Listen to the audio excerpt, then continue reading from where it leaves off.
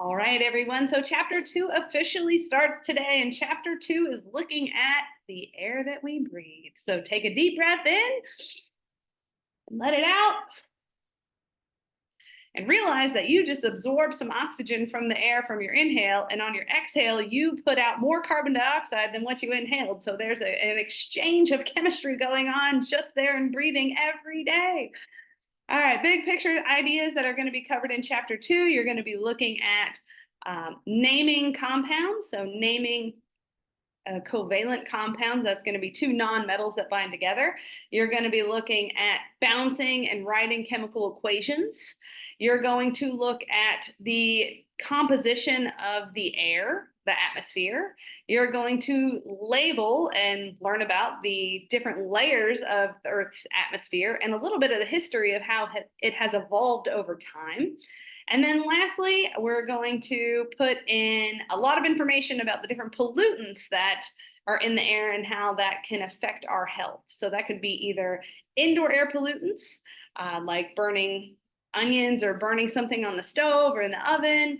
Those can be pretty harmful in high enough dosages for long enough exposure and concentration, to maybe outdoor pollutants that come from cars and burning fossil fuels for power, electricity, things of that nature. So again, the big three things that all students need to turn in: you're going to need to download, edit, and then upload those guided notes. You'll have a homework you need to complete, which is a Canvas quiz.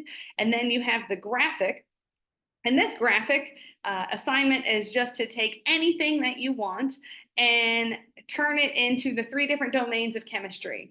So it's another thing that you're going to learn about, is that all chemistry, there's three domains. We've got the macroscopic, which is what we see. We've got the particulate domain, which looks at the chemical structures of the different compounds that make up that thing. And then we have the symbolic domain, which is, how we write out molecular formulas, and we can use letters like G to symbolize gas or L to symbolize a liquid, things like that. So you'll have those three assignments to complete. And then again, those of you working towards an A or B in the course, you should really highly consider filling out and finishing some of those learning quests, and then also the documentary reflection. All of this stuff will be due January 3rd. I hope that during that time you'll have a wonderful New Year's. And, again, feel free to email me if you have any questions about anything.